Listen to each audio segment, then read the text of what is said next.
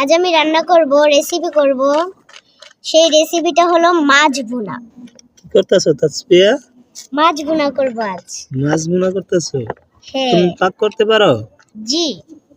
এখন কি মাছ ভুনা করবা? বোয়াল মাছ ভুনা। ও, বোয়াল মাছ। এখন কি মশলা দিলে এটা? এটা দিলাম এই হজের পাতা। এটা দিলে হজের পাতা। হ্যাঁ। পরে কি দিবা? এটা দেখাইবা হলো ক্যামেরার সামনে। জিরার মশলা। এটা জিরার মশলা দিলা, হ্যাঁ? পরে কি দিবা? এটা হলো এটা কি? পেঁয়াজ। পেঁয়াজ, না?